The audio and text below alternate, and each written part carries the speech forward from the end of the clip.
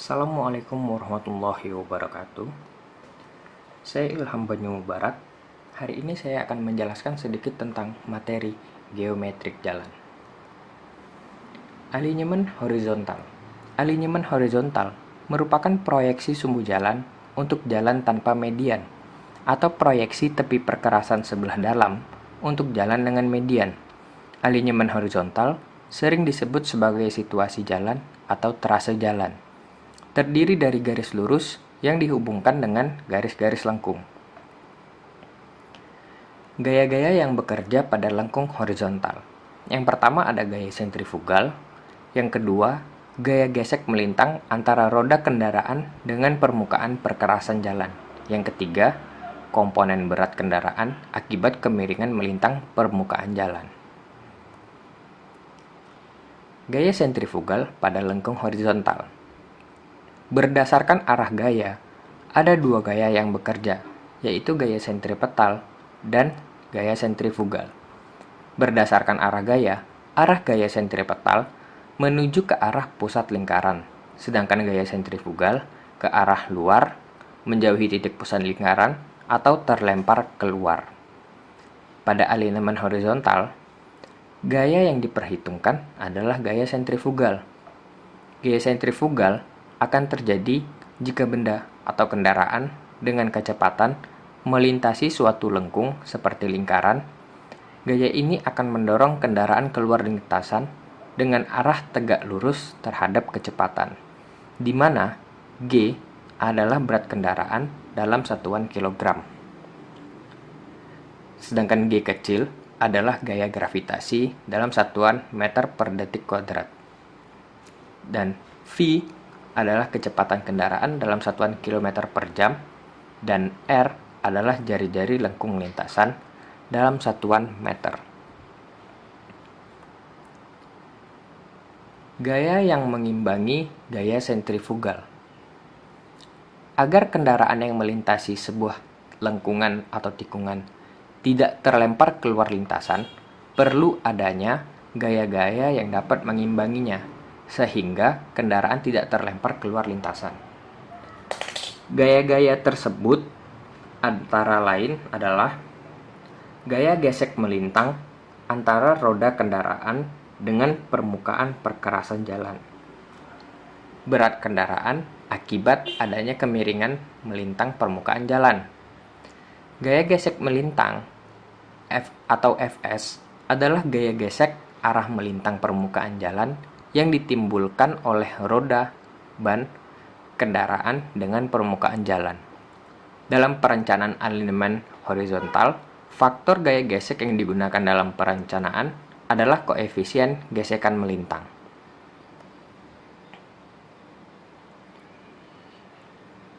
Perubahan kemiringan melintang. Ini adalah gambar lengkung peralihan. Fungsi dari lengkung peralihan adalah lengkung peralihan yang baik memberikan jejak yang mudah diikuti sehingga gaya sentrifugal bertambah dan berkurang secara teratur sewaktu kendaraan memasuki dan meninggalkan busur lingkaran. Panjang lengkung peralihan memberikan kemungkinan untuk mengatur pencapaian kemiringan, yaitu peralihan dari kemiringan normal ke super elevasi penuh. Tampak suatu jalan akan bertambah baik dengan menggunakan lengkung peralihan. Super elevasi. Super elevasi adalah kemiringan melintang permukaan pada lengkung horizontal. Super elevasi bertujuan untuk memperoleh komponen berat kendaraan untuk mengimbangi gaya sentrifugal. Semakin besar super elevasi, maka semakin besar pula komponen berat kendaraan yang diperoleh.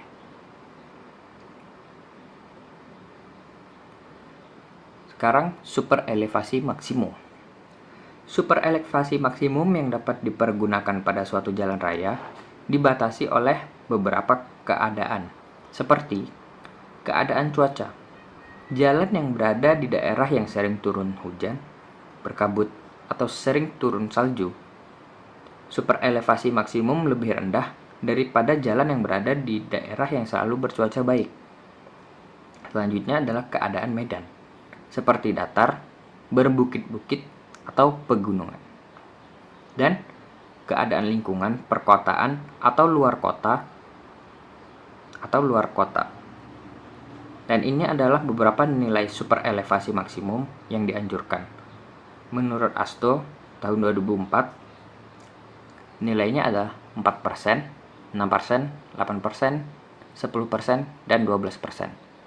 Sedangkan menurut SNI adalah 4-10%, yaitu untuk penggunaan dalam tol 4%-10%, sedangkan dalam kota adalah 6%. Menurut Permen PU tahun 2011, maksimalnya adalah 8%.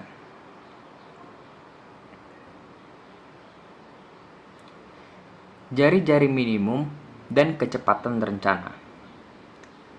Pada gambar diagram ini dapat dilihat bahwa jari-jari minimum dan kecepatan rencana berbanding lurus.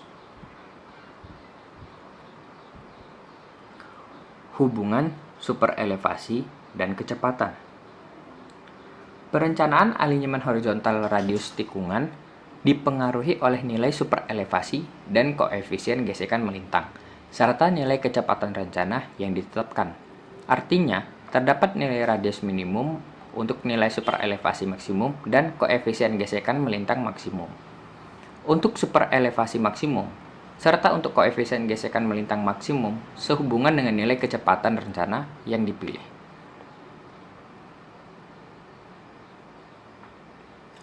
Desain lengkung horizontal.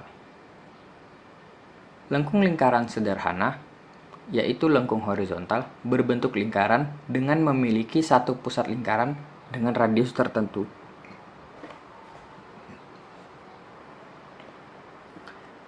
Lengkung spiral lingkaran spiral, yaitu lengkung horizontal yang terdiri dari satu busur lingkaran dan dua lengkung spiral di kiri dan kanan busur lingkaran.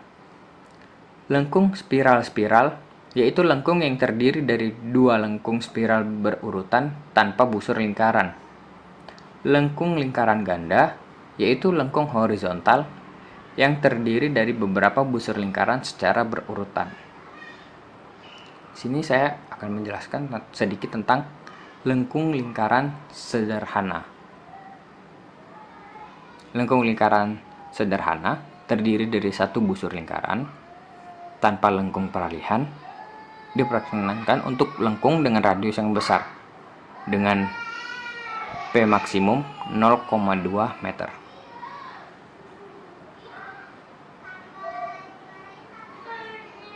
Lengkung lingkaran sederhana yang digunakan pada desain alinyemen jalan digunakan dengan mempertimbangkan kondisi medan seperti pada lengkung yang berjari-jari besar dan sudut tangan yang relatif kecil.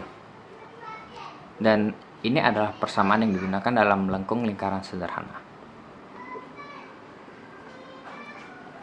Lengkung spiral Shirker spiral terdiri dari lengkung spiral, lingkaran spiral.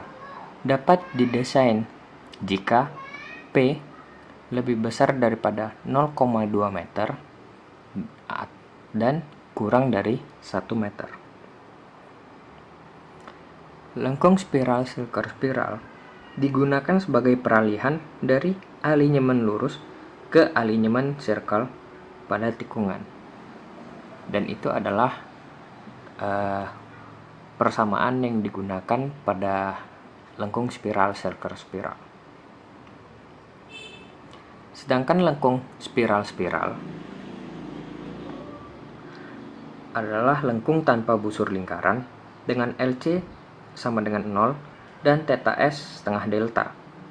Lengkung spiral-spiral digunakan sebagai peralihan dari alinyemen lurus ke alinyemen lurus pada tikungan.